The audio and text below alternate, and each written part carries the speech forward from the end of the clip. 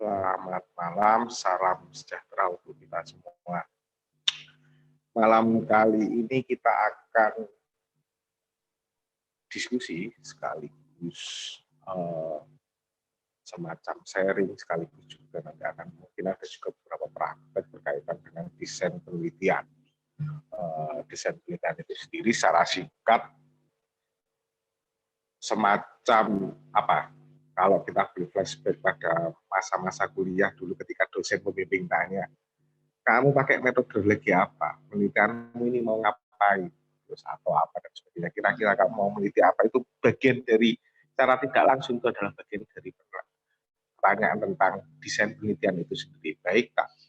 Biar nggak lama-lama karena pematerinya sudah jauh-jauh dari Madiun. Karena sedang jadi langsung saja, monggo Pak Rian selaku Direktur Aprimedia, waktu dan tempat kami persilahkan.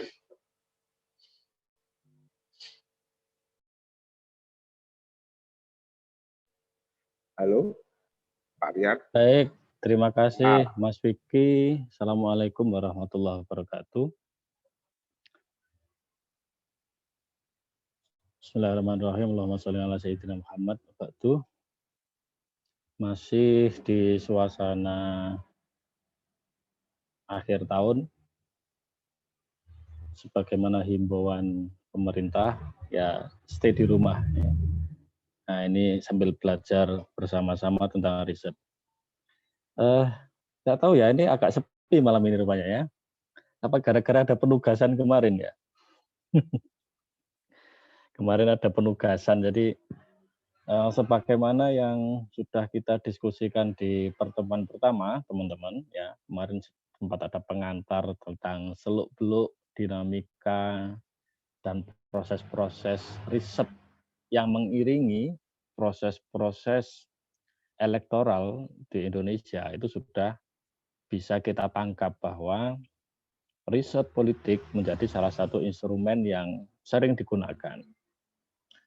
Nah, berkenaan dengan itu, maka di materi pelatihan ini, sebagaimana yang sempat kita diskusikan, itu kan setidaknya ada 9 sesi idealnya untuk pelatihan ini. Nah, seiring dengan perkembangannya, maka kita sesuaikan aja dengan kebutuhan dan minat teman-teman. Ingin mendalami atau ingin mendalami melalui sesi itu melalui materi apa. Nah, di sesi malam ini itu tentang riset design atau desain riset atau perancangan penelitian. Ya. Secara tema mungkin agak membosankan karena ini kalau didekati atau didiskusikan atau dipaparkan dengan pendekatan akademik ini pasti akan tidak menarik. Karena itulah kemarin di grup saya sampaikan bahwa akan lebih relevan dan menarik dan lebih menyentuh pada pemahaman ketika materi ini diawali dengan eksplorasi rencana riset teman-teman ya. Namanya rencana kan masih angan-angan. Mau meriset apa. Jadi nanti ketika kita terjemahkan dalam beberapa bagian dalam instrumen yang dipakai dalam desain riset ini, itu nanti kan agak nyambung konteksnya. Tapi ya enggak apa-apa ya, namanya bagian dari proses belajar. Tapi saya memang berusaha betul untuk tidak academic approach ya, lebih pada sesuatu yang sifatnya taktis saja.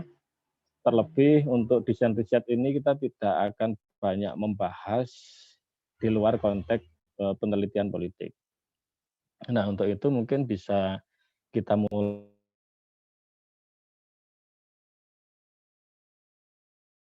yang masih relevan untuk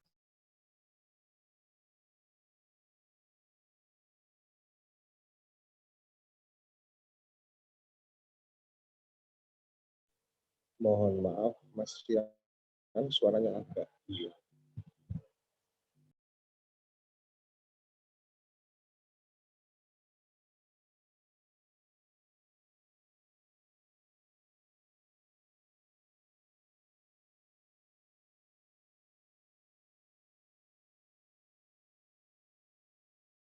dengar Mas Vicky suara saya? Siap. Bisa ya? Bisa. Materi PowerPoint saya Mas Dwi bisa disampaikan? Bisa ditampilkan.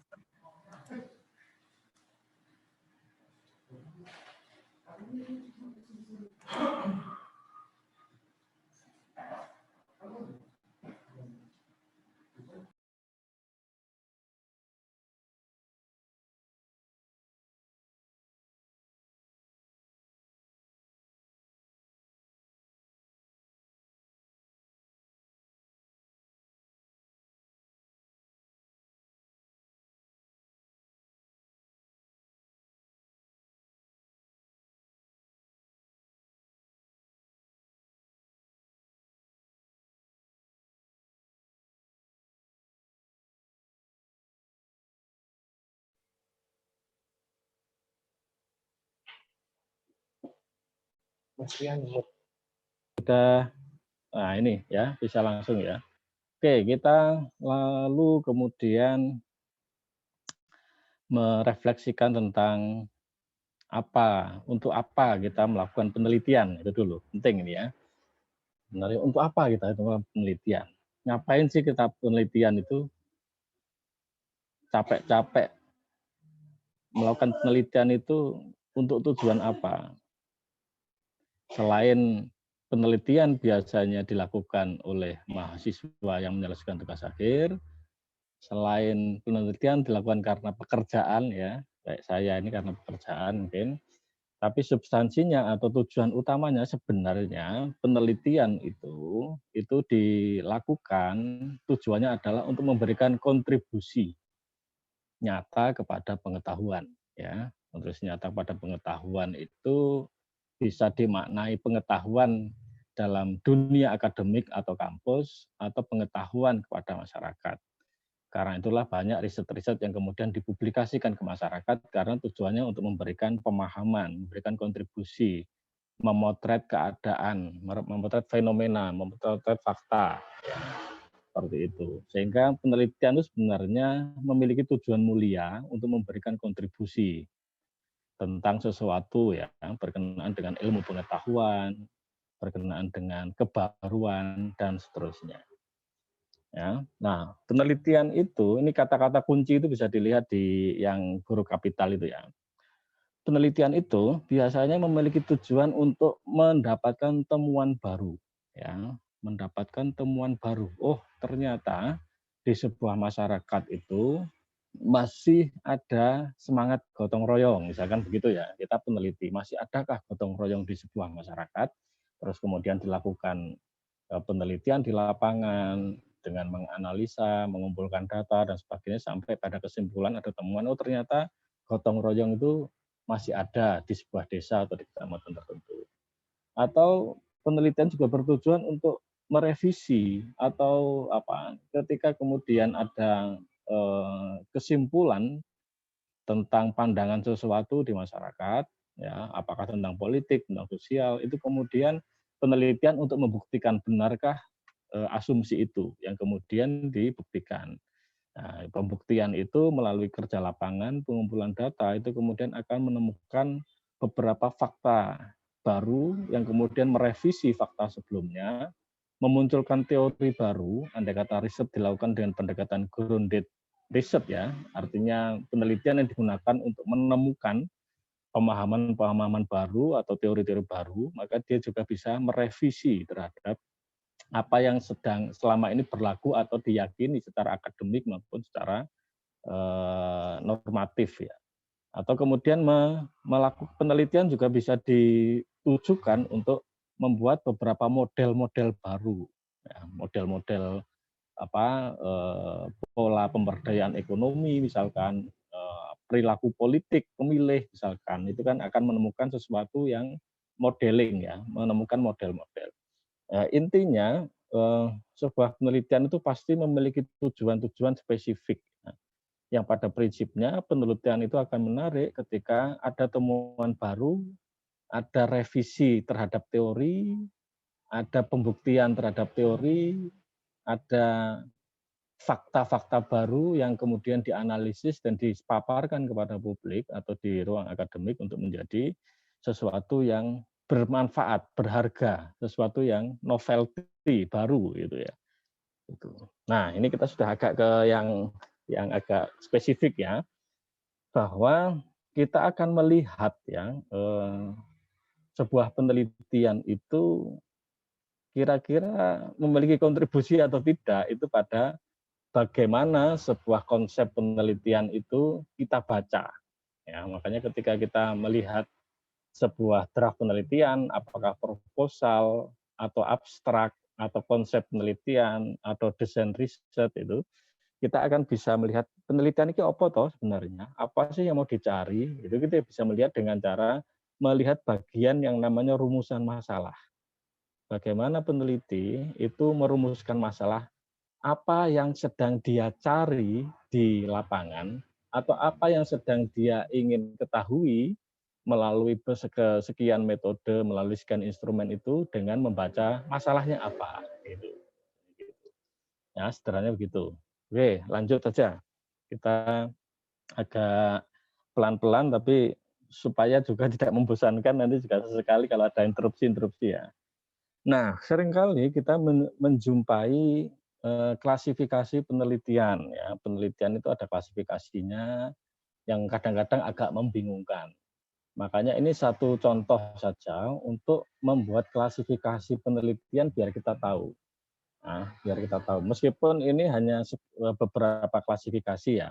Ada klasifikasi penelitian berdasarkan pendekatan yang biasanya kita juga sering mendengar dan jumpai, yang itu ada penelitian kuantitatif dan penelitian kualitatif. Ini kita pikir tidak perlu dijelaskan, ya sudah paham ya. Kualitatif itu pendekatannya adalah pada metodenya wawancara. Instrumennya atau alat penelitiannya adalah peneliti, orangnya itu menjadi alat utamanya untuk mengungkap sebuah fakta-fakta, untuk mendalami sebuah masalah, untuk mengetahui kondisi sosial, kondisi politik secara kualitatif tanpa menggunakan analisa statistik, tidak menggunakan uji statistik apapun, karena pendekatannya adalah mendalami. Kalau kuantitatif itu biasanya menggunakan metode-metode yang menggunakan uji statistik tertentu, itu kuantitatif. Sederhananya begitu, meskipun tidak sesederhana itu. Ya, dinamikanya dan pembahasannya itu cukup kompleks. Tapi intinya dalam klasifikasi berdasarkan pendekatan itu ada dua itu, kuantitatif dan kualitatif.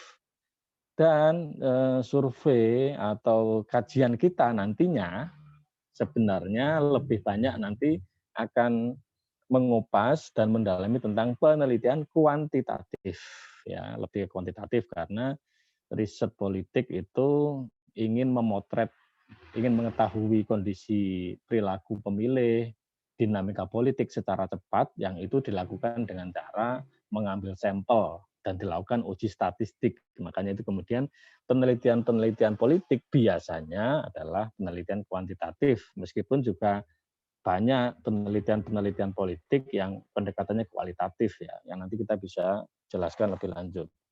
Nah, ada penelitian berdasarkan metode ya, jenis-jenis metode yang dipakai. Ada action research ya, penelitian terlibat ya, participative action research, pokoknya penelitian yang berbasis tindakan. Ini biasanya bagi aktivis ya, sering menggunakan metode ini karena penelitiannya dilakukan dengan cara ya sembari melakukan kerja-kerja lapangan, apakah pendampingan atau pemberdayaan. Ini juga metode ini juga dipakai juga bagi pengajar, biasanya guru ya, penelitian tindakan kelas atau PTK itu dengan menerapkan penelitian-penelitian tindakan. Terus ada penelitian eksperimen. Eksperimen itu pengujian ya, menguji coba sesuatu. Apakah hukum-hukum di ilmu pasti ya, penelitian eksperimen bagi teman-teman yang pernah kuliah di kampus yang eksak ya, pertanian atau peternakan atau apa, itu pasti paham ini penelitian eksperimen yang biasanya dilakukan di lab. Meskipun penelitian eksperimen ini juga biasa dipakai juga para peneliti sosial ya untuk menguji sesuatu ya, menguji sebuah teorema, menguji sebuah hubungan ya, misalkan hubungan antara penerimaan money politik dengan status ekonomi, misalkan gitu. Kita uji, ada asumsi bahwa orang-orang yang pemilih atau penduduk atau warga yang memiliki taraf ekonomi tertentu itu tidak akan terpengaruh oleh money politik. Nah, itu kan mungkin hipotesa kan, itu ada hak nol yang mau dibuktikan. Makanya dieksperimenkan, kemudian diuji apakah kemudian teorema atau hipotesa awal itu benar. Nah, itu ada sesuatu yang mirip ya, itu menguji sebuah hipotesa, itu namanya penelitian eksperimen. Biasanya pakai uji korelasi biasanya. Nah, kemudian yang ketiga, yang penelitian berdasarkan metode ini adalah penelitian studi kasus. Meneliti sebuah kasus. Ya. Misalkan di sebuah tempat itu atau di sebuah kecamatan, itu partisipasi politiknya rendah. Wah, itu kemudian kan itu berarti kan sebuah masalah atau sebuah kasus. Nah, kemudian dilakukanlah penelitian. Penelitiannya bisa kuantitatif, bisa kualitatif. Yang penting berangkatnya dari untuk mempelajari ada apa di kecamatan itu kok partisipasinya rendah. Bisa melakukan proses wawancara mendalam dengan stakeholder, mendatangi satu-satu melalui FGD yang itu kualitatif ya, untuk memahami apa yang melatar belakangi sebuah kecamatan itu partisipasinya rendah. Apakah ada intimidasi atau ada pemboikotan karena ketidakpuasan terhadap calon-calon yang ada misalkan. Nah, itu contoh studi kasus kasus. Bisa juga dilakukan dengan kuantitatif, dengan survei, melakukan jajak pendapat. Bisa dua-duanya dikombinasi dengan cara mengkombinasikan antara kuantitatif dan kualitatif. Terus yang keempat, nah ini yang akan kita bahas itu penelitian dan survei. Jadi bahasan kita itu nanti akan lebih banyak berdasarkan pendekatan nanti adalah pendekatan kuantitatif. Adapun berdasarkan metodenya adalah penelitian survei. Maksudnya survei ini adalah biasanya berurusan dengan populasi dan sampel. Nah, ada lagi penelitian berdasarkan kontribusi ya. Ada kalau kontribusi kita bisa lihat apa namanya penelitian. Ada penelitian dasar dan dasar itu adalah penelitian yang berbasis teori ya, kajian pustaka atau apa. Penelitian hukum, nah itu penelitian hukum biasanya juga masuk dalam kategori penelitian dasar ini. Kemudian juga ada penelitian terapan ya, penelitian sifatnya aplikasi. Terus ini ada juga yang berdasarkan kontribusi itu adalah untuk explanatory, menjelaskan sesuatu, atau konfirmatori, atau menguji sesuatu, atau yang tadi itu sama sebenarnya di poin atasnya itu. Nah, penelitian eksperimen itu biasanya juga konfirmatori sifatnya. Terus ada yang sifatnya deskripsi ya, penelitian-penelitian yang bersifat untuk eksplorasi, terus kemudian juga eksperimen dan korelasi ya, uji korelasi dan seterusnya. Ini hanya secara klasifikasi aja ya. Klasifikasi berdasarkan pendekatan, klasifikasi berdasarkan metode, klasifikasi berdasarkan kontribusi. Ini biar kita tidak rancu. Jadi tidak mungkin penelitian kuantitatif misalkan dibandingkan dengan penelitian studi kasus, itu kamarnya beda. Ya memang ada penelitian kualitatif yang metodenya studi kasus. Nah, tapi ini berbeda kamarnya. Kualitatif itu diklasifikasikan berdasarkan pendekatan, studi kasus itu berdasarkan metode. Nah, ini biar untuk membantu kita barangkali pernah mengalami kerancuan-kerancuan. Oke, lanjut ya. Moga-moga sampai di sini agak ini ya, agak nyambung dengan apa yang saya sampaikan ya. Ya ini ya. Karena mungkin penjelasan saya mungkin agak terlalu cepat atau bulat lah, itu harap maklum saja. Nanti kita bisa diskusi. Nah, ini kualitatif. Oke. Ini tadi sudah kita bahas ya, penelitian tindakan dan survei. Lanjut saja ke ini ya. Nah, ke next ya. Ini. Jadi kita akan menempatkan membedah posisi penelitian itu dengan membaginya dengan penelitian ada yang caranya dengan dideskripsikan, ya, yang pendekatannya juga di eksperimen atau korelasi. Penelitian kualitatif itu pasti penelitian berbentuk deskripsi dan desain risetnya explanatory. Ya, nanti kita jelaskan. Nah, penelitian kuantitatif itu, ya ini ya, cakupannya lebih luas ya. Kuantitatif itu bisa deskripsi, bisa bentuknya eksperimen, bisa bentuknya korelasi. Bisa explanatory, bisa konfirmatory. Nah, ini istilah-istilah ini kita sambil jalan aja nanti. Artinya apa? Penelitian yang berbentuk kuantitatif yang sedang kita bahas ini, itu bisa menyangkut semuanya. Penelitian-penelitian politik itu biasanya bentuknya adalah deskripsi. Padahal orang menganggap penelitian yang bentuknya deskripsi itu biasanya kualitatif gitu loh. Maksud saya begitu. Padahal sebenarnya enggak. Penelitian kuantitatif berbasis sampling, berbasis uji statistik itu bisa dalam tujuan untuk deskripsi, untuk eksperimen, untuk korelasi. Nah, cakupan penelitian kualitatif itu cukup kecil sebenarnya. Dia karakternya adalah deskripsi dan explanatory untuk menjelaskan. Nah, penelitian terapan dan penelitian murni itu sama-sama mencakup semuanya. Bisa kualitatif, bisa kuantitatif, bisa deskripsi, bisa eksperimen, bisa korelasi. Ini peta ini semoga membantu atau tidak malah membuat bingung ya, tapi membantu kita untuk menempatkan kualitatif dan kuantitatif yang sering menjadi perbincangan atau diskusi kita dalam dunia penelitian, itu bisa ditempatkan sebagaimana mestinya. Jadi tidak membuat rancu dan bingung. Sehingga posisinya di sini kita bisa melihat bahwa penelitian kuantitatif itu memiliki pengayaan ya, pengayaan ruang ya, baik di ruang untuk deskripsi maupun di ruang untuk eksperimen ya. Yang ini penjelasannya bagaimana yang saya sampaikan di atas ini. Hanya untuk menempatkan bagaimana sih pendekatan kuantitatif itu dipakai dalam penelitian. Oke. Nah, sekarang kita lanjut ke ini poin-poin penting yang ingin saya sampaikan. Lanjut. Oke ya. Semoga masih nyambung. Bahwa ya kita mau membahas tentang desain riset. Desain riset itu intinya apa? Intinya desain riset adalah rencana, ya, rencana penelitian. Nah, sedangkan bagaimana kita menempatkan penelitian itu dengan menggunakan tahapan apa, cara mengumpulkan datanya seperti apa, analisa datanya seperti apa, itu merupakan penjelasan atau definisi dari desain riset. Itu ya. Nah, kita bisa lanjut ya antara rumusan masalah dan desain riset, lanjut ya. Jadi desain riset itu pada intinya adalah konsep atau rencana penelitian kita yang di situ ada beberapa penjelasan inti berkenaan dengan metode yang dipakai, terus kemudian tahapan yang dipakai, terus kemudian analisa data yang dipakai, rumusan masalahnya seperti apa, dan seterusnya. Nah, sampai di sini saya ingin loncat ke penjelasan selanjutnya. Loncat ke next-nya aja ya. Desain riset ada macam-macam, intinya ada 3.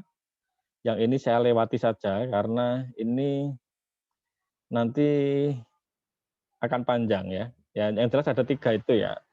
Ada yang desain riset untuk eksplorasi, untuk deskripsi, dan riset kausal. Pada intinya begini aja. Riset eksplorasi, eksploratory atau eksploratif ya, di beberapa literatur kita menggunakan eksploratif, itu adalah desain riset yang di situ menjelaskan bahwa metode riset yang dipakai itu adalah riset-riset untuk menjelaskan sesuatu. Ya. Contohnya apa? Jadi misalkan kita mau meneliti penyebab konflik di sebuah desa. Misalkan desa ada konflik ya, konflik politik atau apa. Kita kan nggak tahu apa-apa nih. Nyapa tuh terjadi konflik. kenapa kok terjadi masalah di sebuah desa. Maka kita merancang sebuah desain penelitian untuk mengetahui ini, untuk mengetahui itu, dengan kondisi yang kita nggak tahu apa yang sebenarnya terjadi. Maka kita tujuan penelitiannya adalah untuk mendapatkan gambaran sebenarnya ada apa di desa itu. Sekaligus juga untuk memberikan rekomendasi bahwa karena di desa ini sudah terjadi sesuatu itu, yang ceritanya begini, sebabnya begini, dan seterusnya, maka ada sekian rekomendasi untuk melakukan sesuatu kepada pihak-pihak yang berkepentingan terhadap hasil penelitian itu. Nah, penelitian eksplanatori atau eksploratif ini itu biasanya bentuknya adalah penelitian kualitatif. Ya, dia tidak butuh untuk memberikan variabel A, B, C, D, tidak butuh untuk melakukan uji statistik karena memang tujuannya tidak sedang menguji atau tujuannya tidak untuk memberikan konfirmasi atas variabel-variabel. Makanya para penelitian model begini biasanya desainnya adalah desain penelitian kualitatif. Adapun dua jenis desain riset yang lain yaitu riset deskriptif dan riset kausal itu dilakukan biasanya meskipun tidak selalu itu adalah penelitian yang desainnya adalah penelitian kuantitatif. Apa bedanya? Riset deskriptif itu biasanya hanya untuk memberikan penjelasan variabel-variabel apa terhadap sebuah penelitian. Riset politik itu masuk jenis ini, ya. Desain risetnya desain riset deskriptif. Kita kan pengen tahu perilaku pemilih nih seperti apa. Kita pengen tahu elektabilitas calon bupati misalkan seperti apa. Yang itu kita tidak dalam rangka untuk melakukan investigasi mendalam, tapi cukup menguji dengan sekian variabel. Nah, misalkan kalau ngomong elektabilitas, popularitas, misalkan dia kenal atau tidak kenal, kita sudah ada nih variabelnya. Tinggal dipilih, kemudian kita dapatkan jawabannya.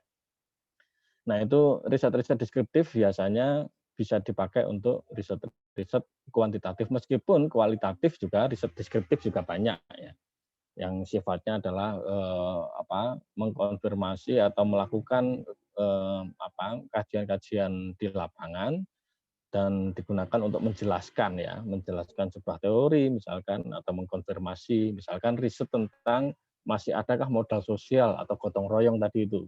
Itu kan berangkat dari asumsi-asumsi, kajian-kajian teori yang kualitatif yang kemudian tujuannya untuk mendeskripsikan. Ya, ciri-cirinya itu sebenarnya biasanya riset-riset deskriptif dan riset-riset yang desainnya kausal itu ada kesimpulan, ada konklusinya, ada kesimpulannya.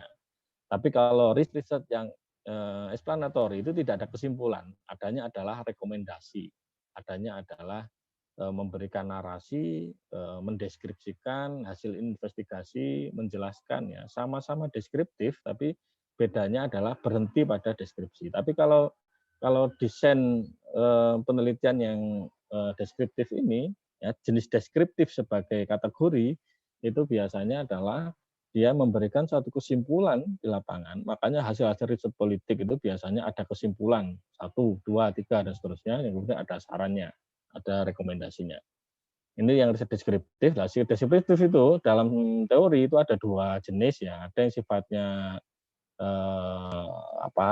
hanya satu waktu, ada yang longitudinal ya dalam rentang waktu tertentu. Gambaran sederhananya begini. Saya setiap tahun selalu melakukan riset yang berhubungan dengan politik. Salah satunya adalah tentang money politik ya, bagaimana persepsi pemilih tentang money politik di satu momentum, pilkada, pemilu dan sebagainya. Tapi karena saya hampir setiap periode pemilu itu kami selalu melakukan riset seperti itu, maka kami juga membutuhkan komparasi antara riset yang pertama dan sebelumnya, yang itu kemudian kesimpulannya adalah namanya tren perilaku pemilih terhadap money politik misalkan. Nah, itu yang longitudinal ya. Jadi panjang, kemudian untuk melihat trennya. Demikian juga dengan riset-riset yang berhubungan dengan saham, riset-riset berhubungan dengan layanan publik gitu. Itu kalau dilakukan secara periodik dan panjang, maka itu adalah karakter yang sifatnya longitudinal. Intinya begitu pembagiannya ya. Dan terakhir ya, desain riset kausal itu yang sifatnya adalah untuk menggali di lapangan berkaitan dengan sebab akibat ya. Nah, ini biasanya ini melibatkan beberapa uji statistik yang lebih dalam ya. Kalau yang riset deskriptif tadi itu hanya uji-uji deskriptif sebenarnya yang cukup sederhana. Kalau riset kausal ini biasanya agak lebih ribet karena menggunakan beberapa uji statistik. Misalkan ya tadi pengaruh apa namanya pendidikan terhadap money politik ya. Kita melakukan survei kepada beberapa orang dan yang kita sudah kategorikan pendidikannya seperti apa, mulai jenjang pendidikannya, terus kemudian kita lihat perilaku mereka terhadap money politik ketika ditanyai sekian pertanyaan berkenaan dengan money politik, jawaban mereka apa. Nah, kemudian kita bisa melakukan uji antara variabel yang mempengaruhi dan variabel yang dipengaruhi ya, antara pendidikan dengan perilaku. Ini kan pendidikan ini yang dianggap sebagai penyebab ya, akibatnya kan di perilaku politiknya. Nah, kita uji benar bagaimana sih sebenarnya ketika dia pendidikannya SD, perilakunya bagaimana, apa tren statistiknya ketika dia pendidikannya SMP dan seterusnya. Itu contoh desain riset kausal yang secara metode, secara instrumen yang nanti akan karakternya berbeda dengan dua riset ya, dua jenis desain riset sebelumnya. Next ya, ini biar tidak terlalu panjang, saya langsung sebenarnya pengen ke bagan yang untuk memudahkan ya. Lanjut ya. Nah ini ya, ini pada intinya begini ya. Apa yang harus ada dalam konsep penelitian atau riset desain ya. Yang pertama adalah masalah penelitian. Apa yang pengen dicari, bukan mencari masalah ya, apa yang pengen dicari sebenarnya di lapangan atau pengen dicari dari penelitian itu. Riset politik misalkan ya, pengen melihat tren atau perilaku pemilih, pengen melihat nilai elektoral dari calon kandidat, pengen melihat potensi peluang jadi wakil rakyat misalnya seperti itu di sebuah dapil misalnya seperti itu, ingin melihat persepsi masyarakat terhadap partai politik, itu contoh masalah penelitian ya. Apa yang sedang ingin diketahui, ada hal apa yang kemudian mendasari latar belakang memilih, itu bisa dilakukan dengan poin-poin. Terus tadi itu ya jenis desain risetnya kita bisa langsung menyimpulkan ya, apakah tujuannya atau jenis desain risetnya adalah untuk tadi itu explanatory, untuk sekedar untuk menginvestigasi secara mendalam ya, kayak kerja-kerja jurnalistik investigatif itu adalah contoh kerja-kerja explanatory. Itu bisa juga menjadi riset sebenarnya, tapi itu hanya menjadi kerja jurnalistik selama ini. Tapi itu bisa masuk kategori riset. Nah, itu yang jenis desain risetnya. Dari situ kemudian kita bisa menerjemahkannya dengan metode pengumpulan datanya seperti apa, kualitatif atau kuantitatif. Ya. Kalau metode pengumpulan data ya ini dua jenis ini, meskipun juga ada yang mix metode ya, mengkombinasi antara kualitatif dengan kuantitatif. Nah, selanjutnya yang juga penting harus muncul dalam desain riset adalah analisa datanya seperti apa. Ya. Nah, khusus untuk metode kuantitatif ya, kalau yang poin 3 itu adalah kuantitatif, maka 5 ini harus ada. Apa itu? Samplingnya menggunakan apa, jenis datanya seperti apa, yang ini diterjemahkan melalui apa yang disebut dengan definisi operasional. Makanan apa lagi itu definisi operasional? Nah, kita langsung ke bagan ini aja ya.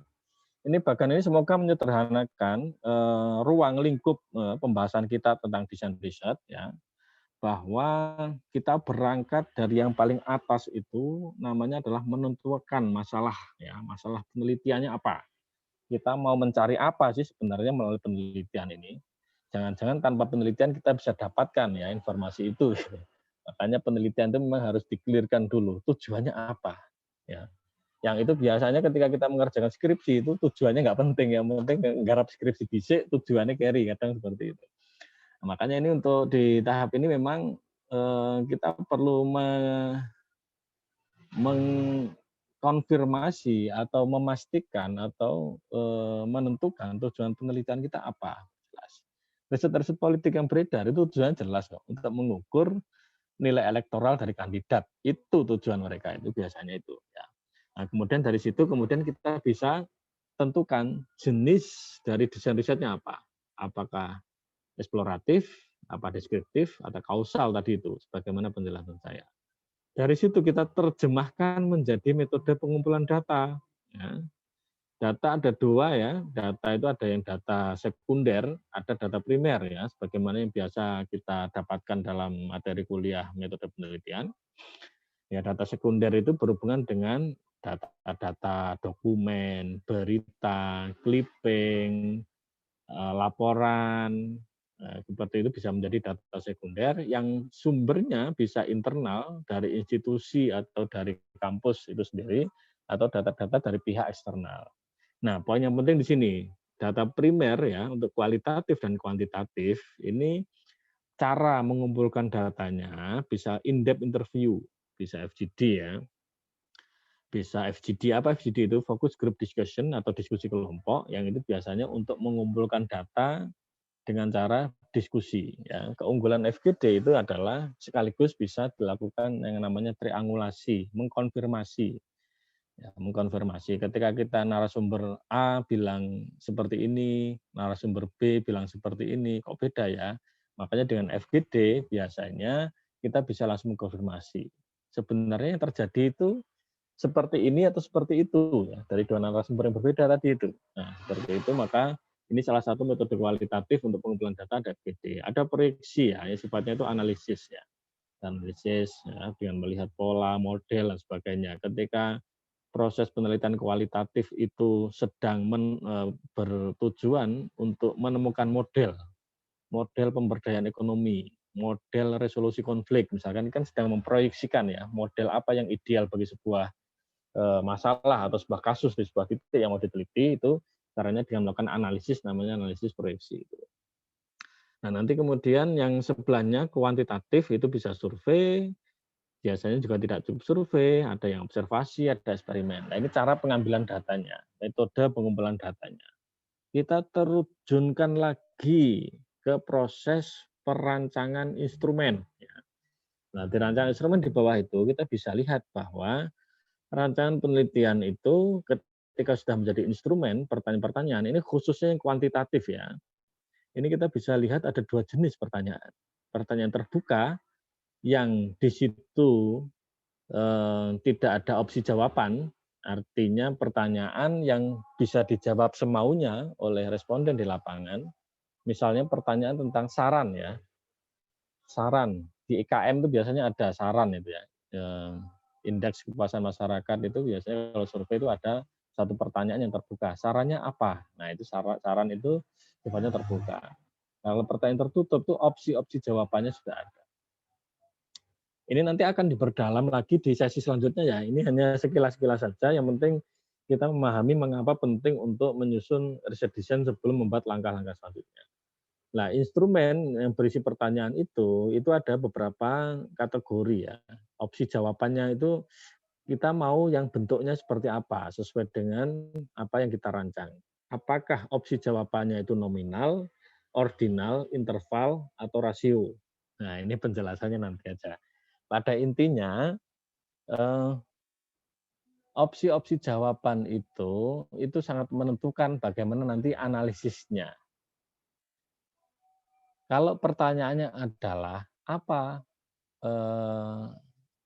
warna kesukaan Anda, merah, kuning, hijau, biru. Nah, itu opsi jawabannya misalkan. Itu contoh pertanyaannya nominal ya. Kalau yang ordinal itu ada bobotnya di situ. Kalau interval itu berada ada skala-skala tertentu nanti ya. Terus ada rasio. Nah, nanti penjelasannya bisa kita lanjutkan nanti. Yang jelas di tahap ini yang paling krusial ketika nanti kita mau menentukan bagaimana instrumen riset itu nanti bisa dilakukan. Nah, analisanya apa? Ini ya, langsung ke selain kita ngomong instrumen, kita langsung satu tahap untuk membayangkan sejak awal kita analisisnya apa. Analisanya apakah dengan menggunakan analisa kualitatif ya, sebagaimana yang disampaikan ya di awal. Kalau metode kualitatif itu ya lebih banyak melakukan deskripsi, melakukan formulasi, melakukan interpretasi, analisis sifatnya begitu. Yang dilakukan oleh siapa? Oleh penelitinya. penelitian melakukan kajian dari temuan lapangan yang banyak tadi itu dianalisis. Jadi kekuatan analisanya berada pada penelitinya. Sama-sama melakukan penelitian, tapi tingkat ketajaman peneliti akan berbeda ketika di tahap analisa ini. Makanya yang membedakan kuantitatif dan kualitatif, karena kualitatif itu ujung tombak instrumen, alat penelitiannya berada di peneliti. Nah, kalau analisisnya pakai kuantitatif, ya macam-macam. Kita mau pakai uji apa? Sesuai dengan tujuan penelitian tadi. Untuk riset politik seperti survei yang sering kita baca dirilis di berbagai media dan di report penelitian, itu biasanya ujinya cuma statistik deskriptif, hanya menghitung persentase sederhana itu kan. Yang itu sebenarnya bisa dilakukan dengan Microsoft Excel ya, tidak butuh SPSS sebenarnya.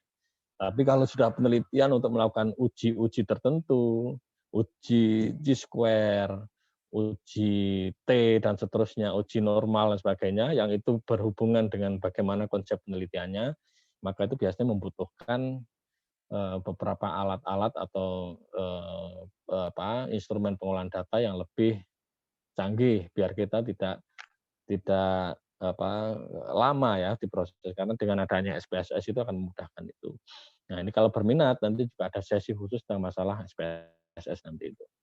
Nah, ini yang penting ya tentang masalah metode sampling ya. Ini terakhir ya.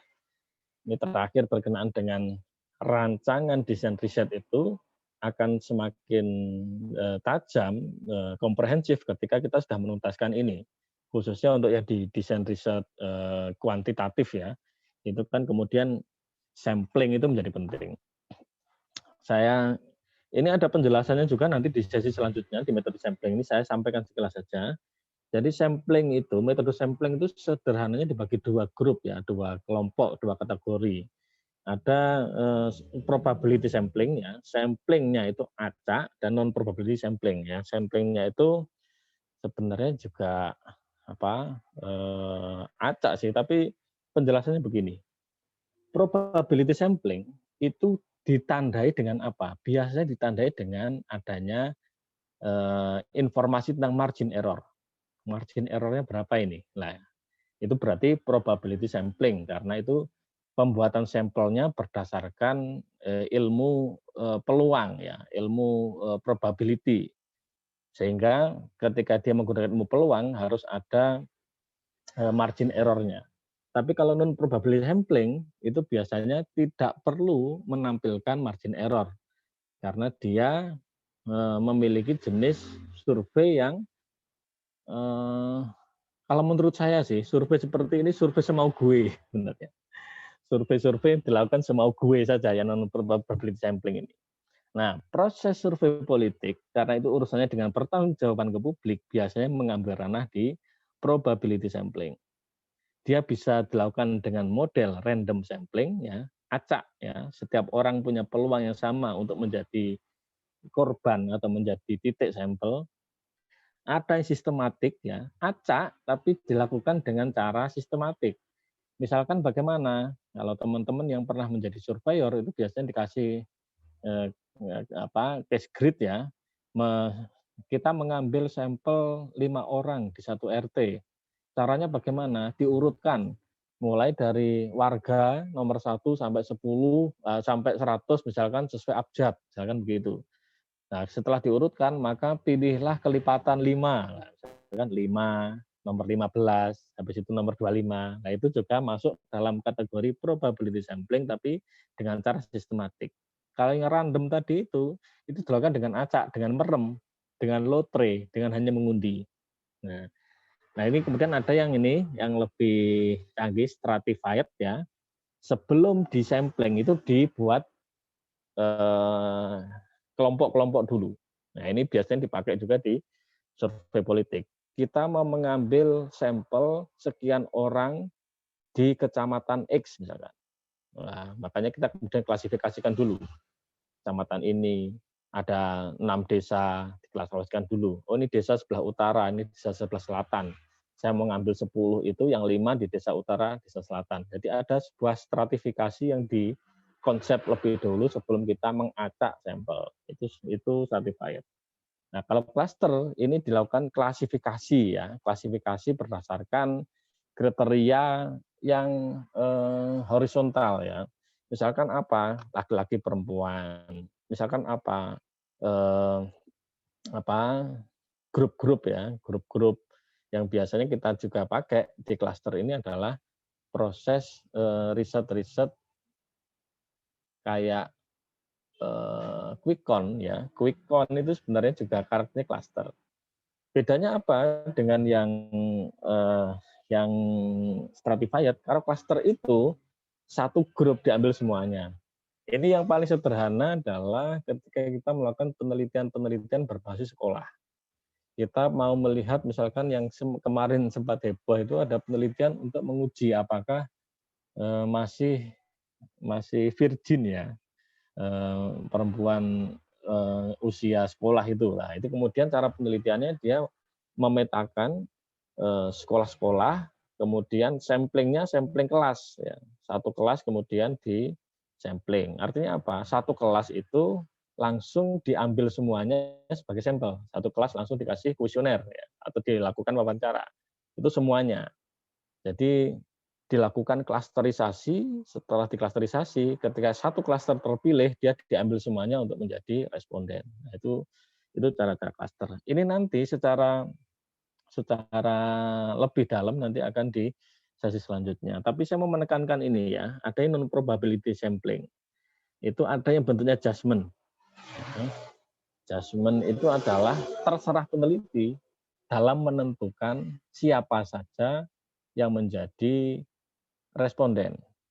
Contoh yang sederhana adalah survei-survei yang sering kita dengar dengan istilah opinion leader.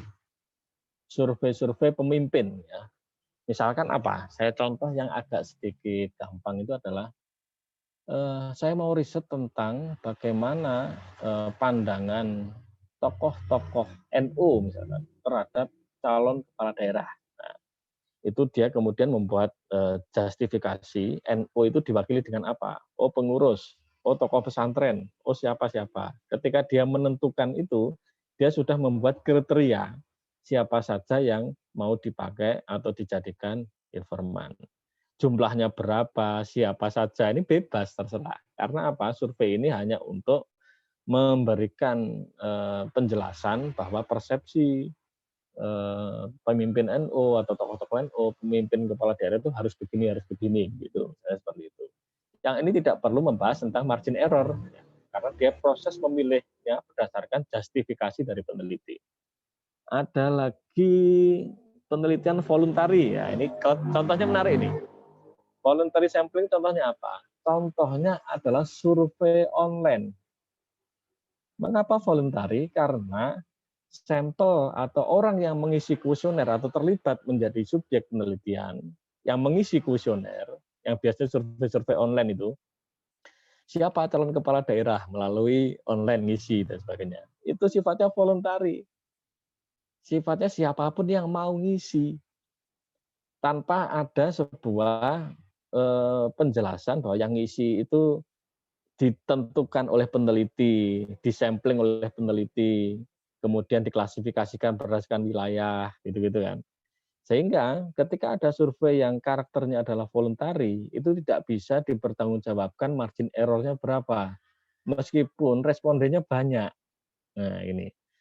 Makanya kita sering menjumpai ada koran ya, koran lokal biasanya ada kupon ya.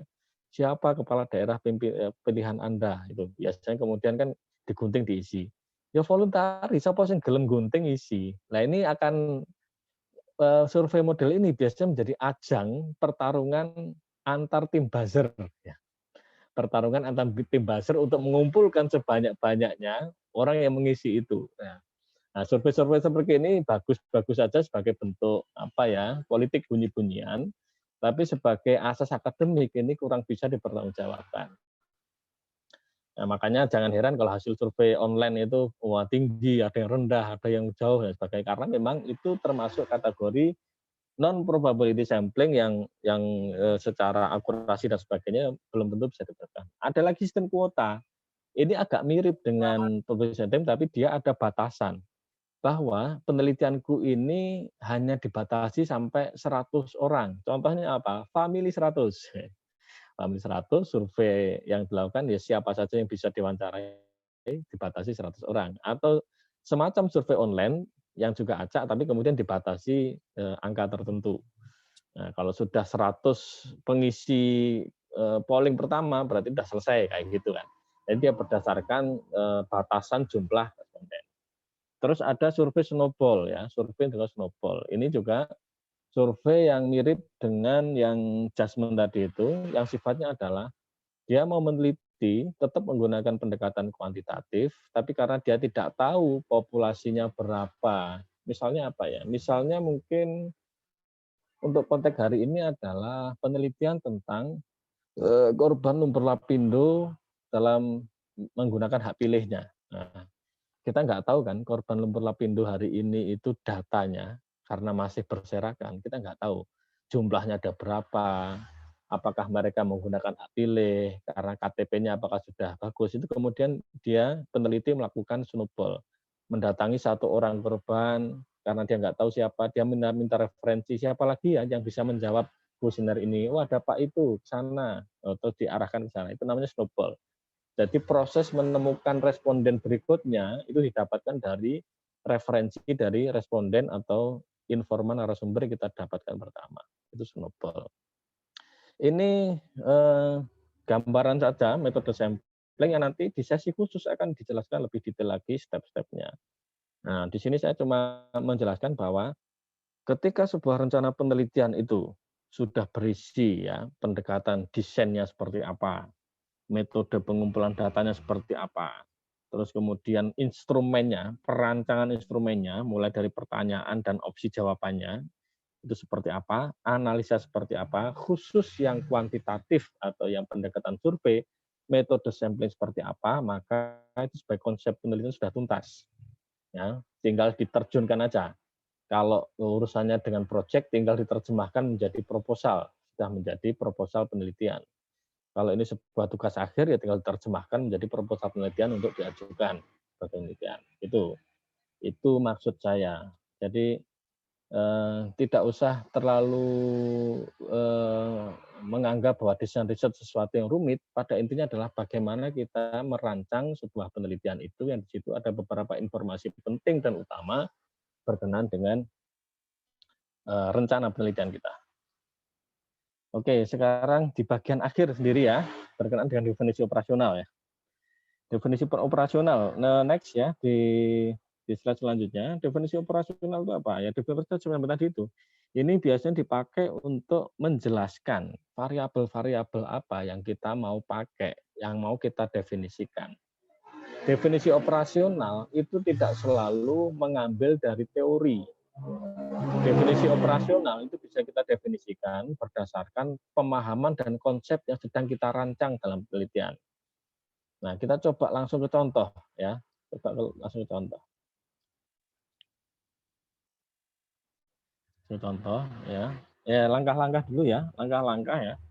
Langkah-langkah yang penting definisikan jelas apa yang mau kita teliti, apa saja. Terus kemudian variabelnya itu operasionalisasinya seperti apa, menerjemahkannya seperti apa.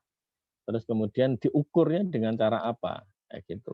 Nah, ini biar untuk mempermudah, ini kita bisa ambil ke contoh ya, contohnya yang sederhana saja.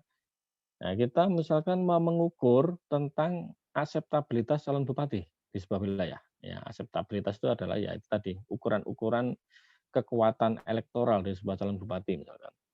Apa saja sih yang urusannya dengan aseptabilitas? Ya, kita tahu ya, aseptabilitas itu urusannya ada popularitas, ya, tingkat pengenalan pemilih terhadap kandidat, ya.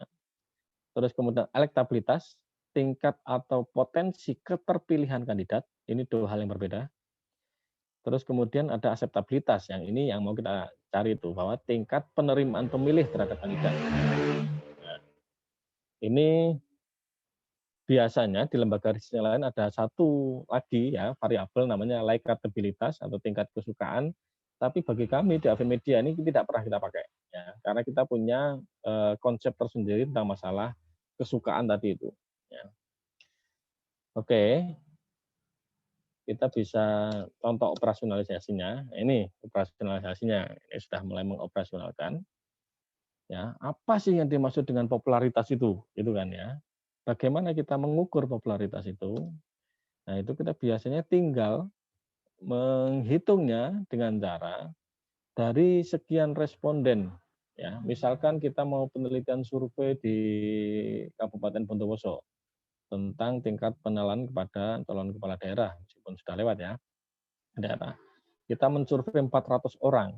Nah, misalkan 400 orang itu kita datangi survei, kemudian kita tanya di lapangan, apakah misalkan calonnya kepala daerah ada 3, Mas Agus, Mas Budi, dan Mas Chandra, misalkan ABC.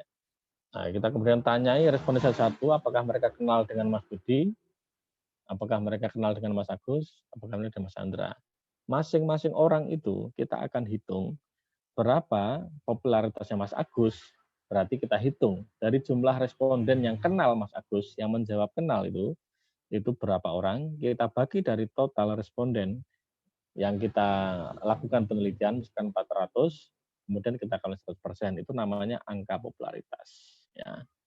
Nah, di kami biasanya kita tidak berhenti di situ. Kita akan ada namanya bobot popularitas. Karena tingkat pengenalan itu kan beda. Ya. Kenal itu kenal yang bagaimana. Nah, kita biasanya menerjemahkan lebih rinci lagi, hanya sekedar tahu, cukup mengenal, dan mengenal dengan baik.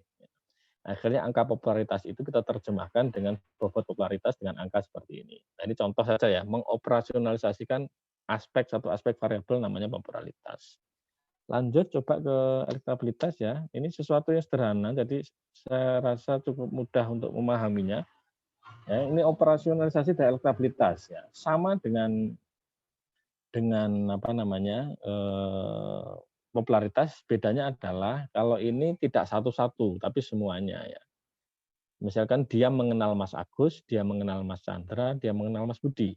Ya, kita tanyai dari 3 nama tersebut siapa yang kira-kira mau dipilih kan gitu.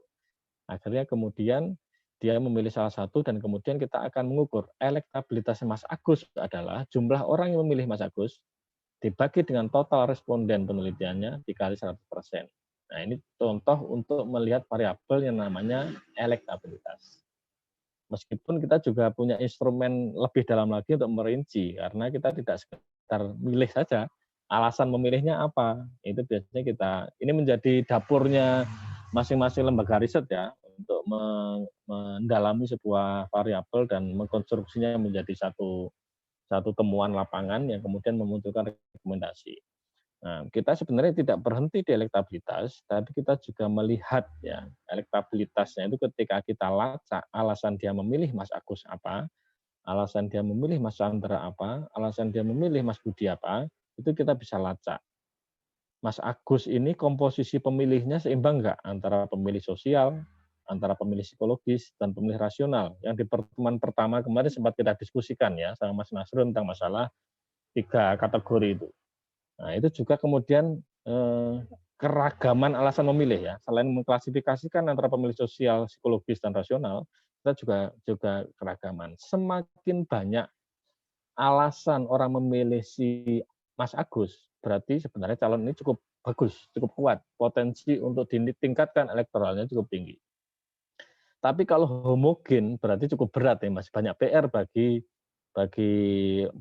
pemegang customer yang membutuhkan riset ini, biasanya dibutuhkan sekian rekomendasi bahwa masih banyak yang butuh digarap. Tapi kalau dia alasan memilihnya banyak karena ada kedekatan emosional misalkan, atau karena ada kesamaan identitas, karena kinerjanya bagus, karena dekat dengan rakyat, karena santun, karena ganteng, dan sebagainya. Semakin proporsi heterogennya itu bagus, maka dia bagus. Demikian juga yang poin atasnya. Semakin seimbang posisi antara pemilih sosial, pemilih psikologis itu bisa juga semakin bagus. Kalau seorang kandidat itu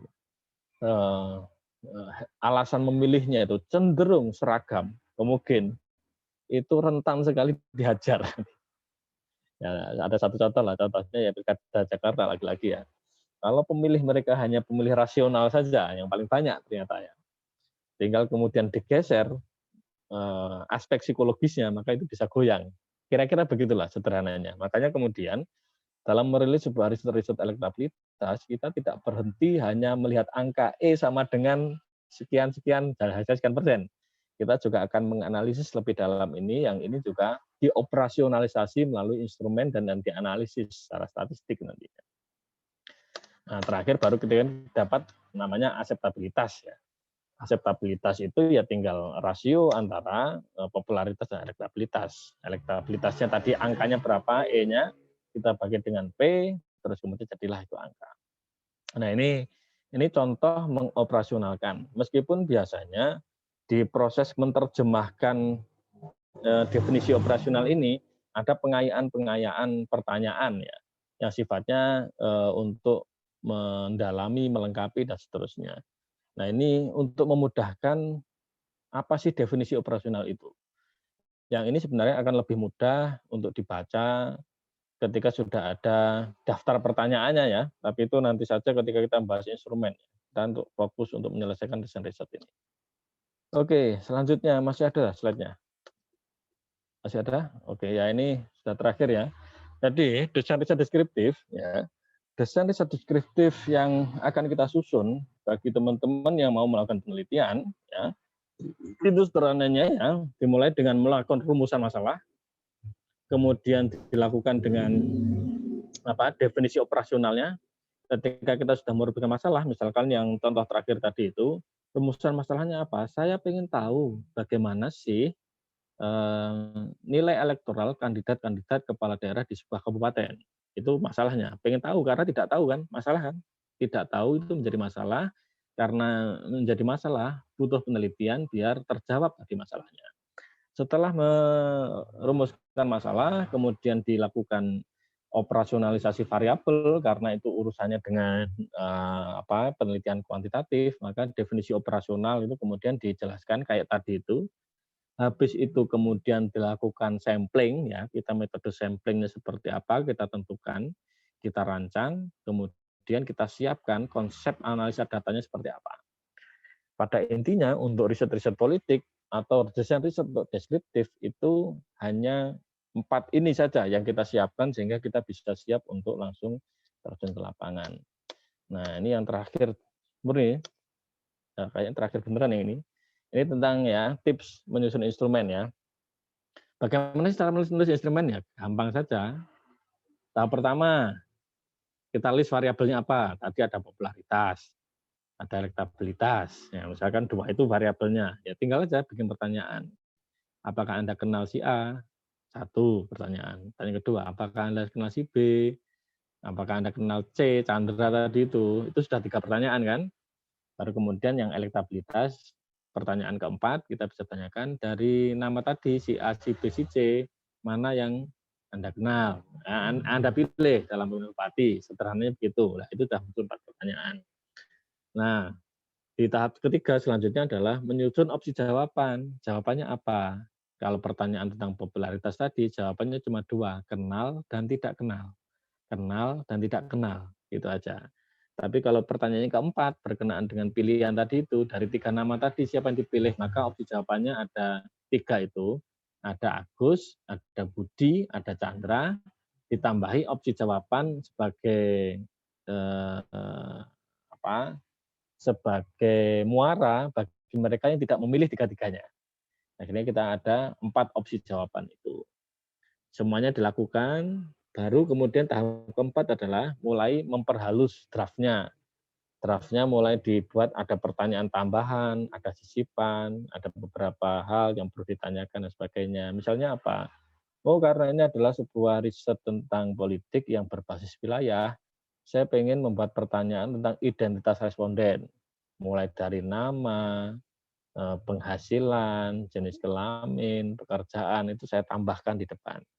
Sehingga dalam sebuah draft kuesioner kelihatan kan banyak sekali pertanyaan. Tapi sebenarnya itu belum tentu menjadi pertanyaan inti.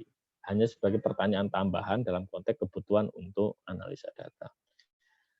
Saya rasa itu ya, saya kembalikan ke moderator. Semoga saja ini nanti bisa di copy lah ya, copy. semoga saja ini membantu untuk menjadi stimulus bagi teman-teman untuk memahami desain riset dan apa saja harus dilakukan, dan menjadi ada gambaran mengapa perlu mendalami sesi-sesi selanjutnya berkenaan dengan metode samplingnya, berkenaan dengan pembuatan instrumen, berkaitan dengan analisa data. Itu, terima kasih. Mohon maaf. Assalamualaikum warahmatullahi wabarakatuh. Waalaikumsalam warahmatullahi wabarakatuh. Baik, teman-teman, tadi sudah cukup jelas dan panjang.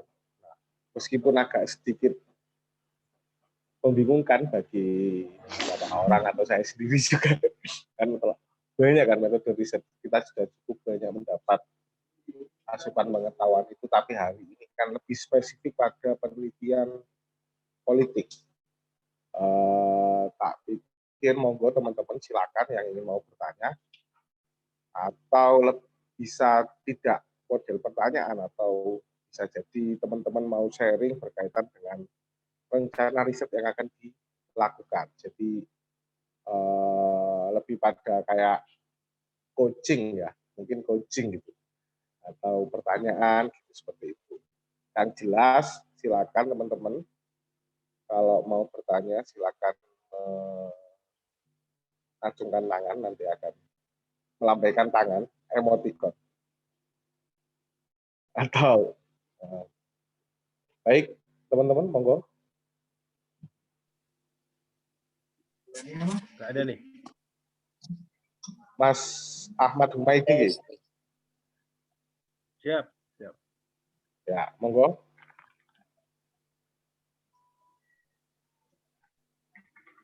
Kalau nggak ada yang bertanya, saya biarkan saya bertanya. Saya mencoba bertanya lah. Ya, siap. Kalau nggak ada yang bertanya, kita akhiri aja. Kita langsung ke informal nih.